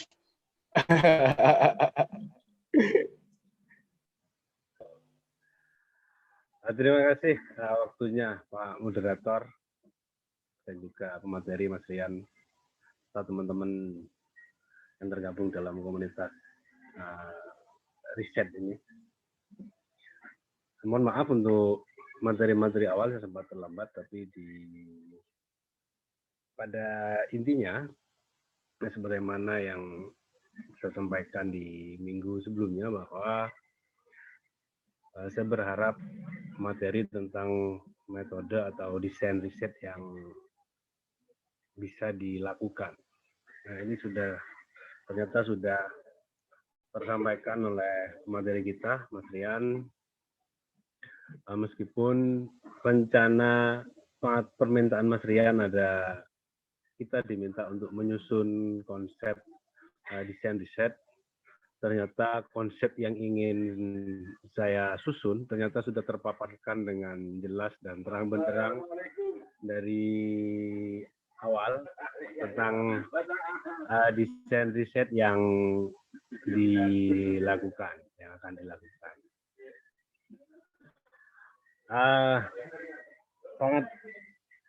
Sangat menjawab apa yang saya butuhkan sebetulnya tentang desain riset itu, karena rencana yang ingin saya sampaikan adalah bagaimana mengukur akseptabilitas calon. Dalam hal ini, karena ini momennya hampir pilkades serentak ya untuk Bondowoso ini, menjadi penting bagi saya untuk mengetahui sejauh mana akseptabilitas calon-calon kepala desa yang akan maju di pilkades 2021 besok. Sehingga konsep desain riset yang disampaikan Mas Rian tentunya sudah sangat jelas dan sangat detail. Tinggal yang ingin saya tanyakan, apakah akseptabilitas ini harus terdiri dari 2 poin, popularitas dan elektabilitas ini. Sebetulnya yang ingin lebih panjang atau lebih detail saya tanyakan itu tentang elektabilitasnya, Mas Rian. Apakah ini ada metode khusus untuk mengukur elektabilitas seorang calon, kepala daerah atau kepala desa maupun calon legislatif. Artinya karena ini kan kalau nggak salah teorinya tadi itu ada jumlah responden yang memilih, tinggal dibagi dengan total responden. Ini bisa diturunkan lagi enggak, kenapa faktor-faktor memilihnya dan kenapa faktor-faktor tidak memilihnya? Apakah itu nanti akan lebih didetailkan di pertanyaan atau dari analisis data yang akan dilakukan kemudian? Mungkin itu Mas Rian dari apa yang saya dengar dan saya tangkap tentang materi yang disampaikan. Terima kasih Mas Vicky. Monggo saya kembalikan. Ya. Assalamualaikum warahmatullahi wabarakatuh. Monggo. Matur nuwun. Baik. Terima kasih matur nuwun ya. Terima kasih matur nuwun. Monggo Mas Rian langsung mawon dijawab berkaitan dengan pertanyaan itu tadi soal elektabilitas. Ya, baik, terima kasih Mas Maiti ya. Mas siapa tadi? Mas Hamidi. Mas Hamidi ya. Humaidi.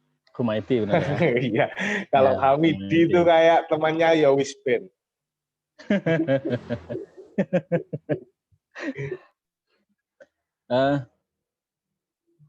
Menarik, pertanyaannya menarik. Jadi nanti di informal kayaknya saya perlu ngasih beberapa ini ya kebutuhan ya, karena urusannya dengan Pilkades ya. Saya ada beberapa catatan tentang Pilkades yang sampai hari ini kesimpulan saya untuk Pilkades itu karena hanya satu desa itu sih menurut saya tidak perlu survei. Itu kalau bisa sensus ya, sensus politik. Makanya biasanya pakai checker itu istilahnya. Tapi kalau ini hanya untuk menggunakan instrumen penelitian biar akademis itu ya nggak apa-apa, dirancang saja. Nah, berkenaan dengan penerjemahan dari elektabilitas, mungkin slide-nya bisa diarahkan pada elektabilitas tadi ya. Itu bisa saya agak perdalam sedikit. Nah, pertama begini, saya menyampaikan begini bahwa riset-riset politik itu adalah sesuatu yang sangat sensitif. Apalagi ketika tujuannya memang tujuan utamanya adalah untuk mengukur elektabilitas, popularitas, dan akseptabilitas tadi itu. Karena ini adalah sesuatu yang sensitif, maka tentu saja dalam proses menerapkan penelitian ini biasanya memang diperhalus. Salah satu yang paling sering modus memperhalus riset elektabilitas adalah dengan menambah tujuan penelitian ya. Kalau tujuan penelitian di konsep penelitiannya atau di desain risetnya tadi adalah satu, mengukur elektabilitas, akseptabilitas calon kepala daerah atau kepala desa, itu biasanya ditambah dengan yang kedua. Apa itu? Untuk mengukur tingkat kepuasan masyarakat terhadap kepemimpinan atau pelayanan publik atau pemerintahan desa dan pemerintah daerah dan sebagainya. Sama. Bahwa seolah-olah risetnya itu adalah digunakan untuk melakukan pengukuran terhadap kepuasan masyarakat di desa atau sebuah daerah berkenaan dengan layanan publik, dengan pembangunan, dengan kepemimpinan. Sehingga ketika ada dua tujuan itu, maka otomatis pertanyaan-pertanyaan yang menjadi instrumen dari penelitian itu diawali dengan pertanyaan tentang bagaimana pembangunan di desa ini menurut Anda, sudah baik atau belum? Oh, sudah baik atau belum? Bagaimana tentang masalah posyandu atau masalah pembangunan atau masalah layanan surat-surat dan sebagainya, itu kemudian dimasukkan dalam instrumen penelitian. Sehingga proses penelitian di lapangan itu tidak langsung nembak arep milih sopo di Pilkades atau di Pilkada. Biasanya ada runtutannya, karena runtutan itu juga berkenaan dengan tujuan penelitian. Sehingga penerjemahan terhadap sebuah rumusan masalah itu kemudian tujuan penelitian kan tidak harus satu ya, bisa dua, bisa tiga, bisa empat, yang itu kemudian cara menerjemahkannya menjadi kuesioner atau wawancara adalah dengan membreakdown menjadi sekian pertanyaan. Sehingga ketika kita sudah jalan wawancara sekian pertanyaan kan sudah agak akrab nih. Akrab digiring baru kemudian masuk ke pertanyaan selanjutnya. Sehingga menjawab pertanyaan Mas Humaydi tadi itu memang betul. Ini biasanya menjadi salah satu strategi yang diterapkan di lapangan dengan cara menyusun banyak pertanyaan, mulai identitas tadi itu, jenis kelamin, penghasilan, pekerjaan, agama, dan sebagainya sebagai identitas ya. Karena pertanyaan identitas ini di satu sisi memang akan kita gunakan untuk proses analisa data. Maksudnya nanti ketika kita sudah mendapatkan angka popularitas dan elektabilitas, kita kan tidak hanya melihat itu secara umum ya, tapi kita pengen menganalisis secara lebih detail. Misalkan khusus perempuan itu berapa persen yang memilih si A, si B, si C. Khusus mereka yang penghasilannya sekian, itu berapa si A, B. Dan itu bisa dilakukan kalau kita bisa mendetailkan pertanyaan tentang identitas responden tadi itu.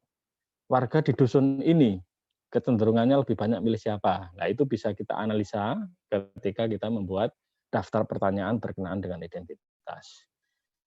Nah, di proses itu juga biasanya kita juga melakukan pertanyaan, menambah pertanyaan. Ini termasuk jenis tambahan pertanyaan ya, berkenaan dengan background. NU, Muhammadiyah, afiliasi 212, atau non-muslim, itu juga dipertanyakan juga mereka identitasnya kemana. Demikian juga ketika kita mau menganalisis misalkan di sebuah kabupaten calon kepala daerah si A ini dia didukung oleh konstituen partai apa saja. Makanya kita caranya untuk mendapatkan informasi itu dengan menanyakan di awal tentang afiliasi atau ketika di Pileg 2019, ya Pileg yang paling terbaru, pemilihan legislatif, dia nyoblos partai apa. Nah, dengan adanya data itu tinggal nanti di cross tab ya, kalau pakai SPSS itu kita bisa melihat bahwa calon si A ini ternyata didukung oleh partai ini dan ini. Atau minimal kita bisa lihat dengan logika terbalik, pemilih PKB, pemilih Golkar, pemilih PDI, yang kita dapatkan dari responden tadi secara acak, itu kira-kira sebarannya suaranya kemana. Nah, kayak gitu bisa dianalisis dengan cara menambahkan beberapa pertanyaan yang kita anggap perlu. Nah, tentu saja inti jawaban saya adalah tidak mungkin kita mau melakukan survei akseptabilitas dan elektabilitas ini hanya berbekal 4 pertanyaan yang saya contohkan tadi. Tentu saja tidak. Itu akan sangat susah diterapkan di lapangan. Makanya kemudian perlu ada pengayaan pertanyaan, tambahan pertanyaan, ada sebuah sistematisasi supaya sebuah daftar pertanyaan yang mau kita pakai untuk mewawancarai seseorang itu dilakukan dengan agak runtut, agak landai, sehingga seperti kita ngobrol di warung kopi. Jadi kita ngobrol tentang ini, dilanjut tentang ini, tentang ini. Kalau sudah kemudian agak sedikit menggiringnya berhasil, itu kemudian ditanyakan tentang politik tadi itu, pilihan elektabilitas popularitas. Yang paling sederhana sering dipakai adalah pertanyaan pembukanya adalah menanyakan tentang pandangan mereka tentang politik. Terus menanyakan tentang mereka tahu nggak bahwa sebentar lagi ada pilkades atau pilkada, tahu dan tidak tahu. Meskipun jawaban itu tidak begitu penting, tapi untuk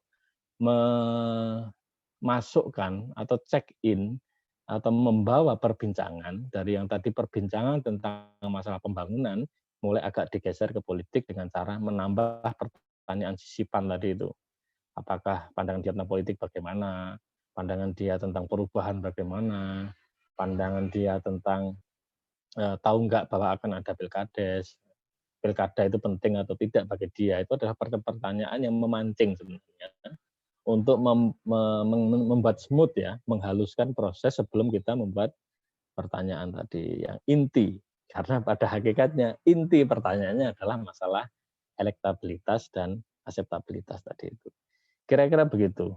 Kalau memungkinkan coba nanti di informal ya. Informal saya tak paparkan contoh kuesioner ya, biar ada bayangan bagaimana sih cara menerjemahkannya menjadi daftar pertanyaan yang sebenarnya juga di sesi selanjutnya tentang instrumen nanti bisa lebih dalam lagi.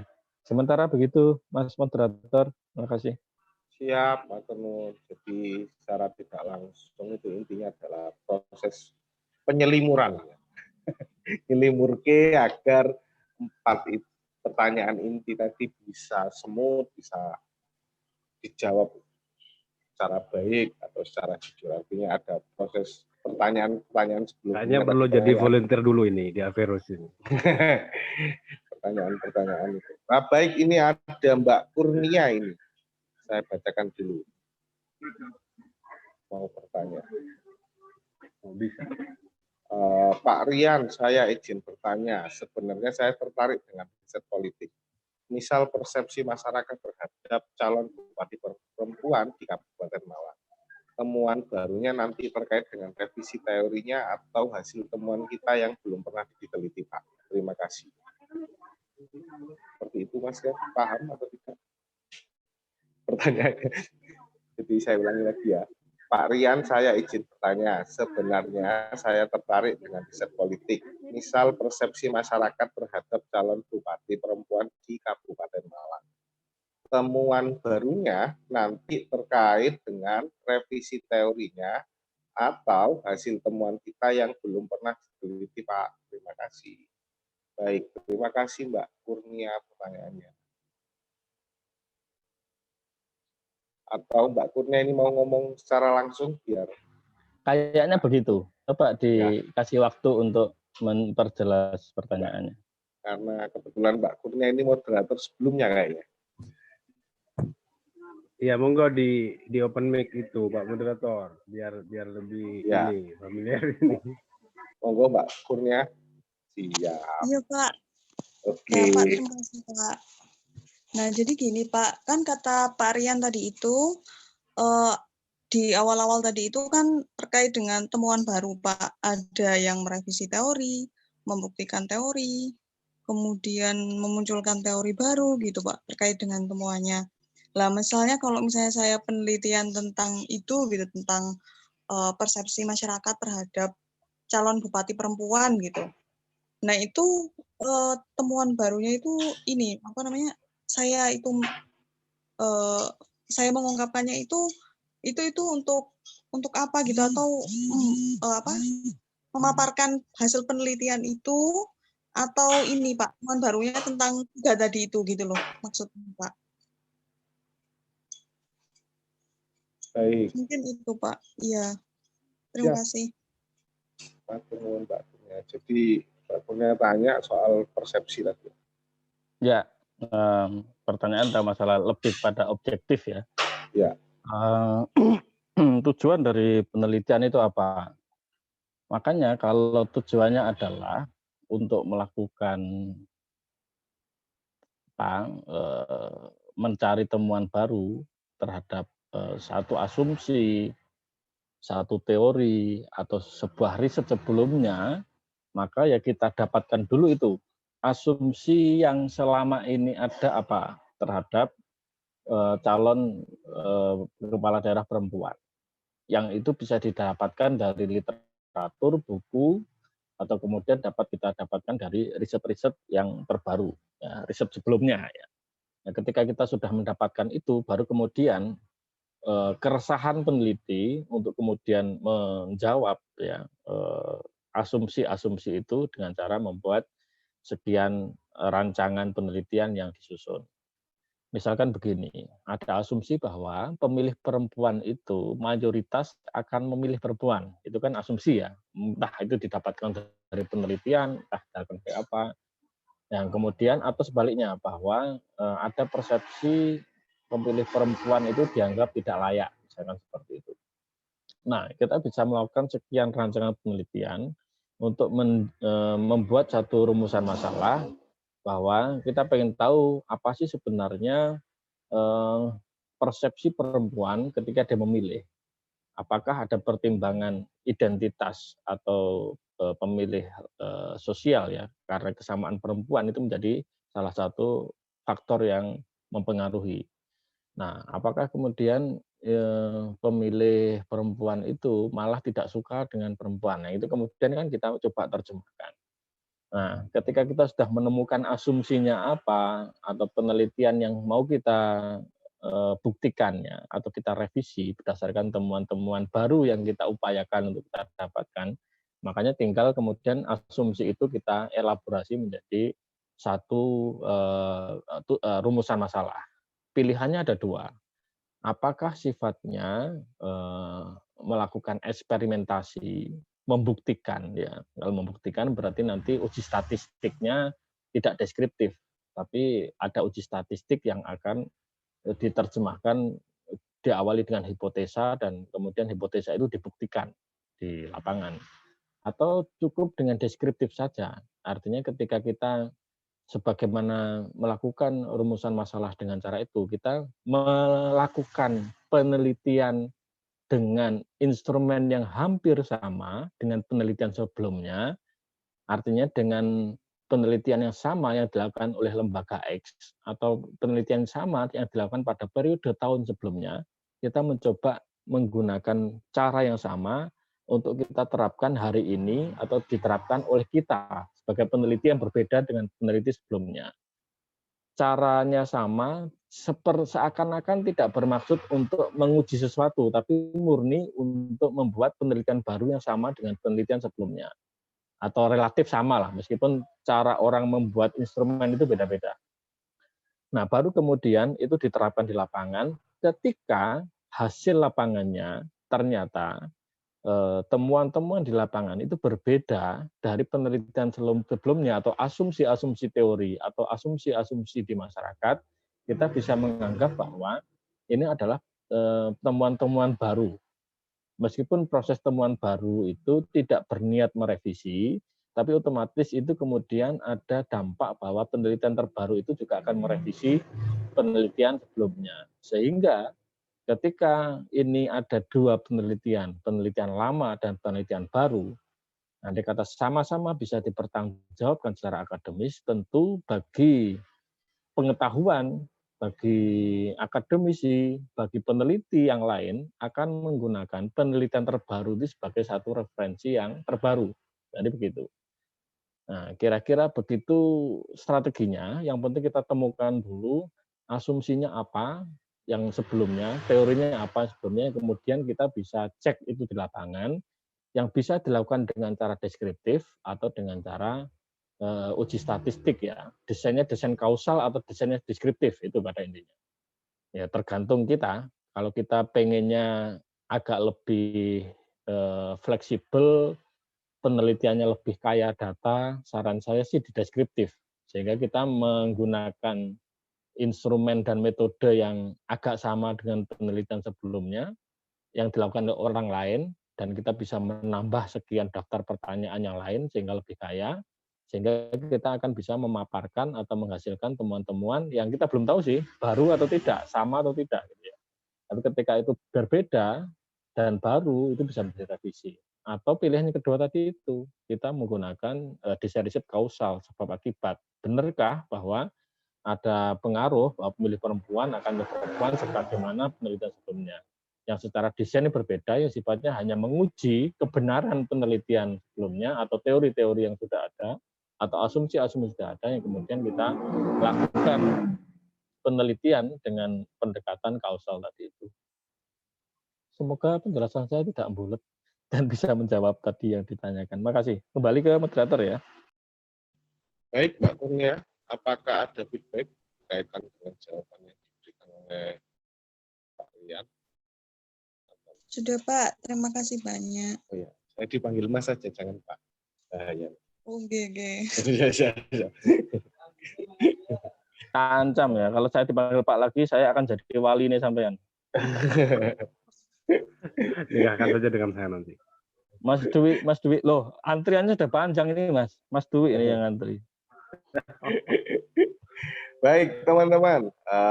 Apakah ada pertanyaan lain atau seperti apa kaitan atau lebih pada sharing riset seperti yang nambah sedikit, Pak Moderator.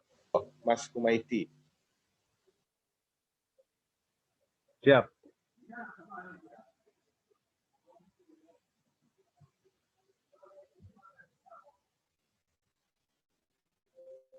Halo, Mas Rian, masih di sini?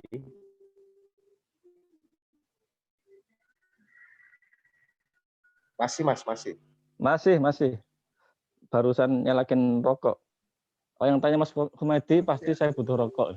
Harus berpikir keras nih untuk menjawab. Enggak lah, ini hanya kebingungan saya tentang riset politik. Dari apa yang disampaikan tadi, untuk angka persentase idealnya responden itu dari populasi berapa, Mas Rian? Itu yang pertama. Yang kedua, terkait sensus politik, jika memang untuk pilkades itu ternyata harus sensus politik, idealnya itu berapa lama sebelum pemilihan untuk melakukan sensus politik itu? Kalau sensus politik di pilkada itu ada angka sebelum H-7, apakah di pilkades bisa juga secepat itu atau harus lebih lama? Itu dua hal tambahan, Mas Rian, dari kegamangan saya tentang riset politik. Terima kasih, Pak Moderator. Saya kembalikan. Siap. Monggo langsung saja karena seharusnya enak langsung aja karena Bang moderator ya agak sebagai penghalang gitu. Monggo. Siap, apalagi ada co-hostnya Pak Jokowi. Saya khawatir salah ngomong ini soalnya. Ya, ini kayaknya bukan masalah biar bisa langsung terjawab, karena memang penanyanya sedikit ya.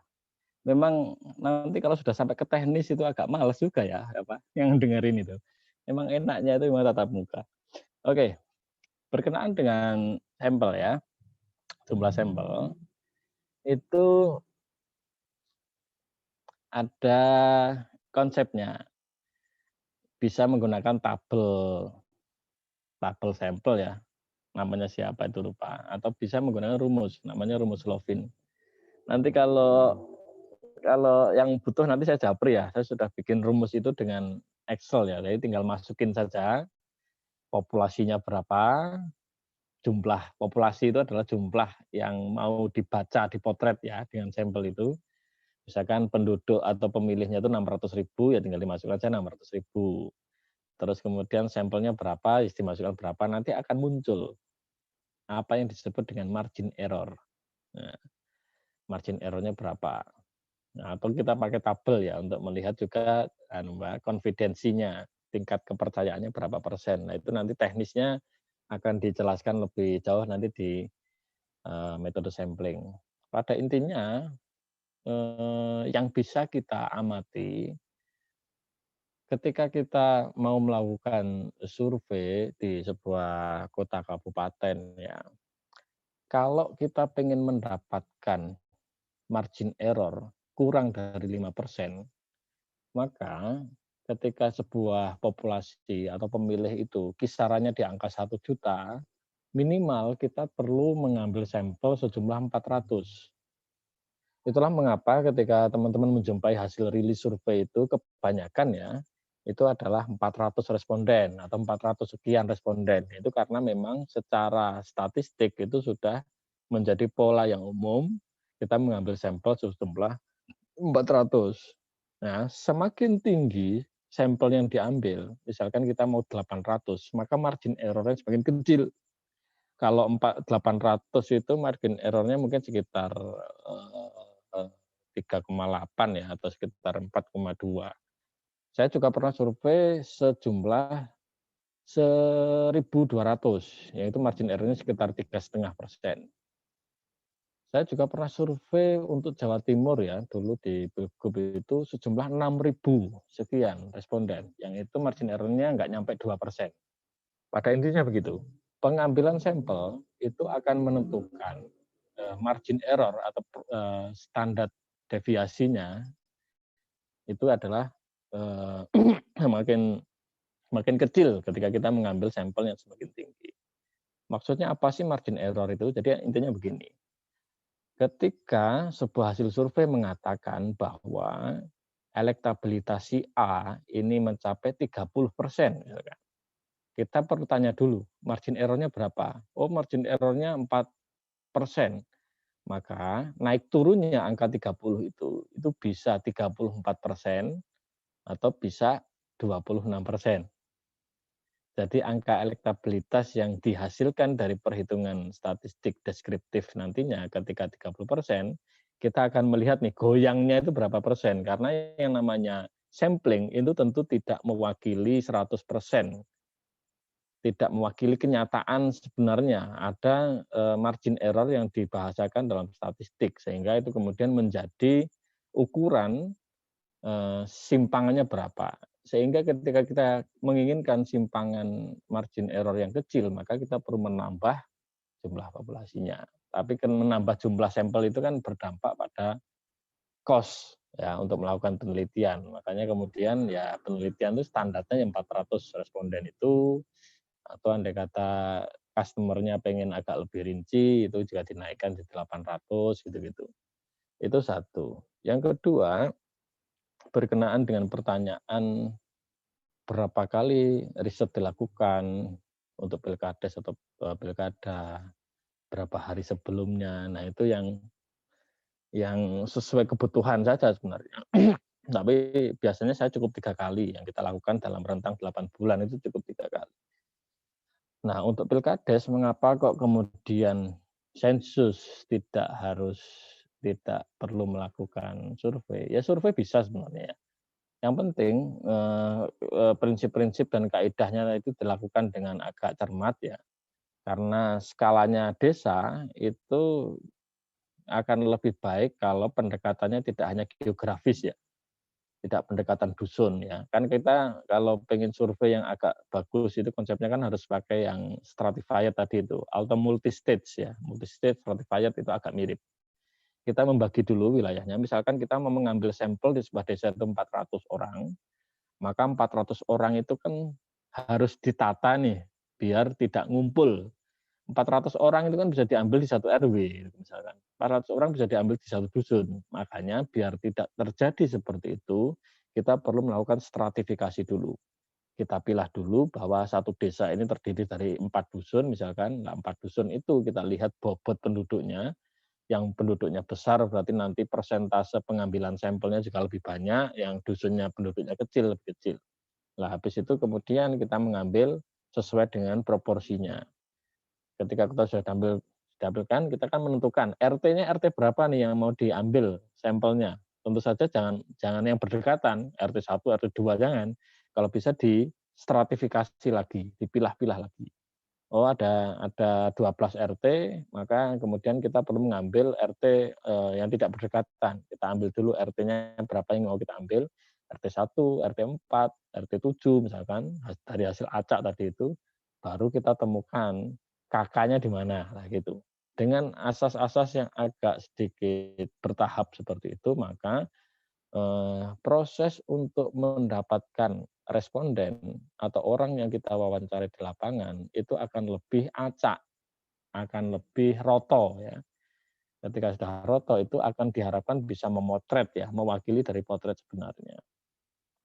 Berkenaan dengan tadi mengapa saya menyarankan sensus, karena satu desa itu kan sebuah wilayah yang saya pikir bisa kita kendalikan lah. Tapi nggak tahu ya kalau ada desa yang mungkin secara geografis berat atau mungkin luas dan sebagainya. Sehingga eman sekali untuk sebuah kerja lapangan itu kita ambil sampel. Mengapa tidak langsung aja pakai checker ya, seret dilakukan mapping ya.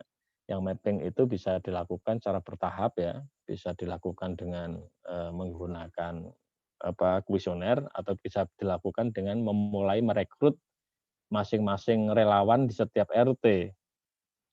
Relawan di RT itu kan relatif kenal dengan orang satu RT. Mengapa tidak langsung dilakukan mapping dengan cara-cara tertentu yang tidak vulgar sehingga dia bisa mendapatkan informasi kira-kira keluarga ini kemana, kakak ini kemana, kakak ini kemana. Sehingga datanya lebih lengkap. Karena ketika sensus itu margin error-nya adalah 0%. Karena jumlah yang diambil untuk diwawancara itu sama dengan jumlah keseluruhan orang yang punya suara. Sehingga ketika satu desa itu 1.000 orang atau 2.000 orang, ketika kita memiliki pasukan di setiap RT, itu cukup bisa dilakukan 3 hari atau 4 hari lapangan data sudah dapat.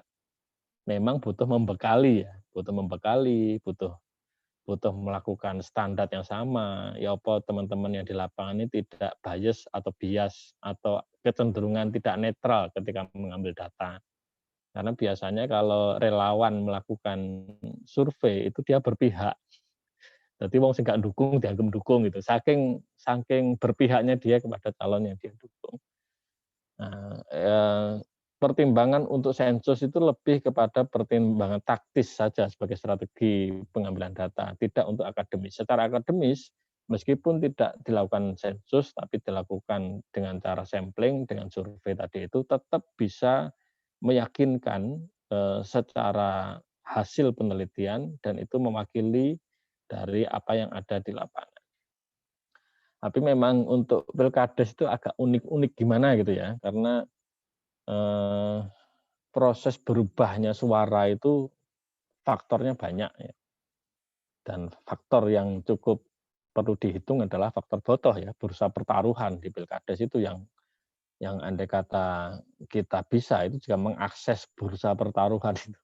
Tapi untuk bursa pertaruhan karena ini direkam saya nggak perlu ngomong terlalu banyak nanti dikira dimaknai lain. Artinya ada variabel X ya, ada faktor X yang perlu kita hitung untuk memastikan bahwa meskipun prosesnya ini penelitian yang cukup ketat secara akademis, juga perlu mempertimbangkan ada faktor X yang mempengaruhi berubahnya pilihan.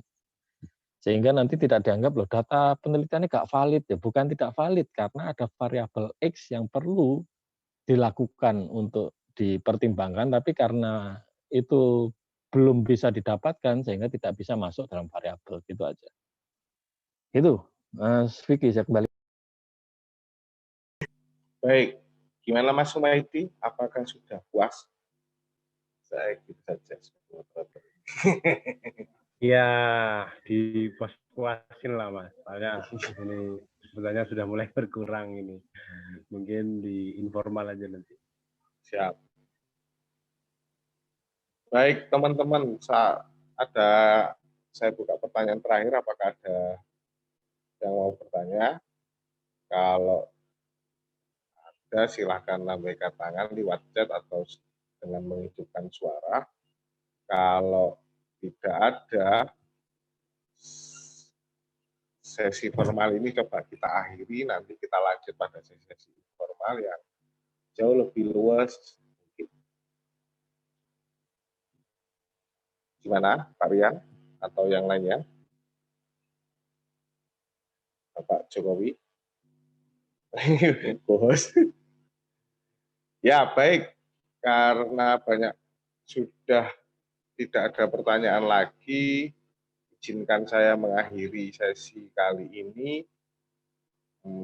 Saya pikir tidak perlu disimpulkan karena memang pertemuan ini akan terus berlanjut dan saling melengkapi satu sama lainnya, jadi tidak elok jika disimpulkan di pertengahan jalan. Mending nanti kita akan terus biar pengetahuan ini berkumpul, kemudian nanti di akhir akan kesimpulan cukup baik. Kalau disimpulkan secara sepotong-sepotong nanti saya takut akan ada perbedaan persepsi atau perbedaan pemahaman. Baik teman-teman, terima kasih atas waktunya. Cak Topik mangan keripik, wawang maafik ila komitorik. Wassalamualaikum.